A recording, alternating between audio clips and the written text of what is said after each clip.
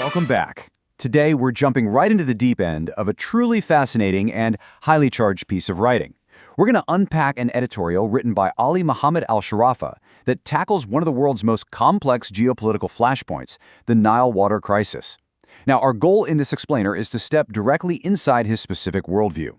It's incredibly important to analyze this text objectively, because it really shows us how modern disputes over things like dams and infrastructure can actually be fueled by ancient history, religious scripture, and some very profound geopolitical distrust. So, let's get right into it.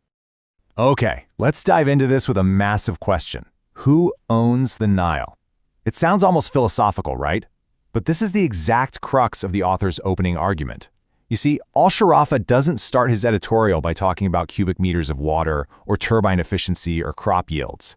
Instead, he starts by asking us to look at the fundamental nature of the river itself. From his perspective, before we can even begin to discuss treaties or engineering, we have to answer who has the ultimate right to the water flowing through this ancient channel. To really dissect this sprawling article, we're going to break the author's arguments into 5 distinct buckets. First up, his unique view on water rights. Second, his interpretation of Ethiopia's stance. Third, the historical and religious roots he claims are at play. Fourth, his critique of the international community. And finally, his ultimate call for Arab solidarity. Starting off with Section 1, Water Rights in the author's view.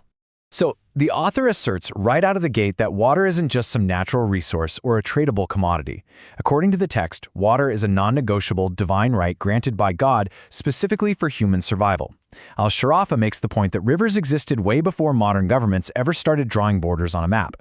Because of that, he argues no single state has the right to monopolize, control, or dictate the flow of a river. In his view, trying to use water as a tool for political leverage is quite literally a direct violation of natural divine law. That brings us to Section 2, Ethiopia's stance and its repercussions. And this brilliantly illustrates the massive gap we see between official diplomatic language and the author's actual worldview. On one hand, you have Ethiopia's official statements, which talk about fair use and sustainable development when it comes to their dam projects. But Al-Shurafa, he interprets those exact same words as an existential threat. He frames Ethiopia's actions as a completely evil agenda explicitly designed to starve Egypt, essentially turning a divine gift into a weapon of intimidation. He actually goes so far as to completely reframe international recognition. Take Ethiopian Prime Minister Abiy Ahmed receiving the Nobel Peace Prize. The author doesn't see that as an award for peace at all. Instead, Al-Shurafa explicitly calls the prize a down payment, like a literal reward given up front to execute sinister, hidden plans against the Egyptian people. It's fascinating because it really shows us how deeply the author believes that these surface-level international events are just masking dark underlying motives.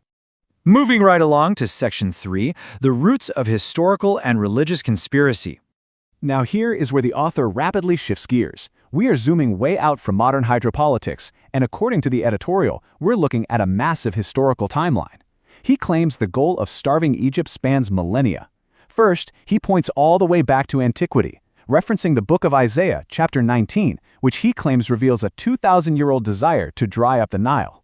Then he jumps to the 15th century, claiming Pope Alexander VI tasked the explorer Vasco da Gama with finding a way to divert the Nile to destroy Egypt after the Crusades.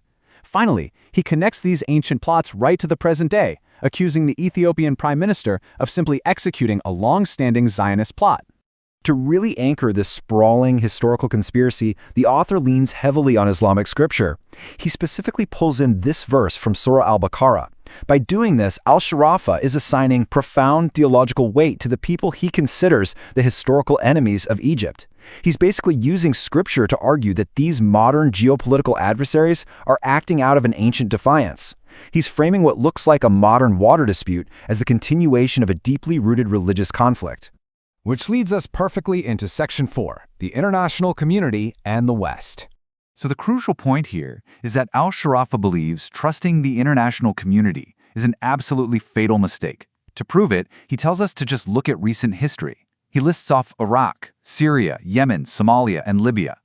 The author argues that in every single one of these cases, the so-called international community simply stood by and watched as these Arab nations were destroyed and ruined. He's really rhetorically emphasizing the sheer scale of global inaction. And to hammer this point home, he uses a very contemporary example. The author points directly to Turkish President Erdogan's intervention in Libya. He argues that Turkey is blatantly deploying mercenaries and armor into an Arab country for the specific purpose of seizing oil resources, completely defying international law. And what is the UN Security Council doing about it, according to the author? Merely watching. He uses this to argue that international treaties are completely meaningless when it comes to actually protecting Arab sovereignty or resources. Once again, the editorial turns to the Quran to explain exactly why the West and the international community act this way.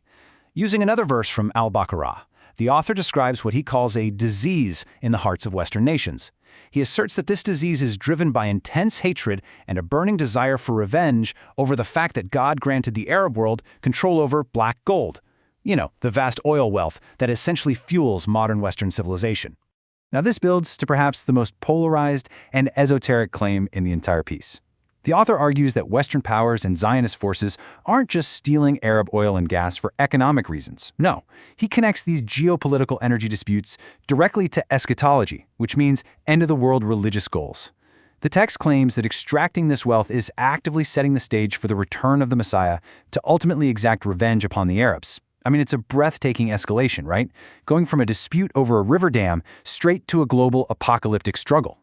Finally, we reach Section 5, a call for Arab unity. So what's the solution?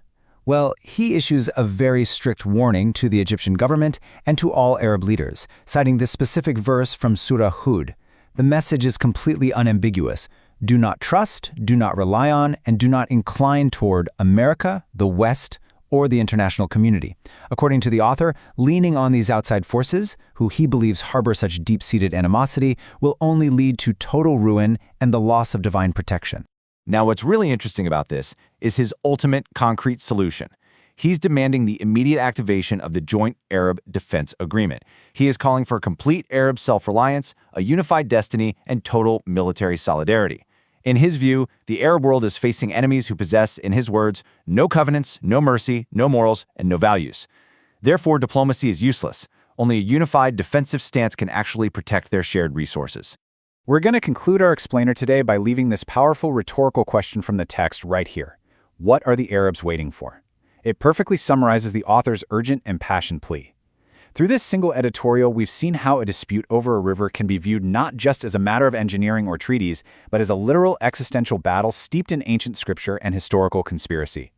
It is a stark reminder of the deep, deep ideological layers that complicate international geopolitics today. So it leaves us wondering, how much of global diplomacy is truly driven by resources, and how much is driven by ancient narratives? Thank you so much for joining me to unpack this, and remember to always keep questioning the currents beneath the headlines. مؤسسة رسالة السلام العالمية، رسالة إنسانية لعالم أكثر سلاماً.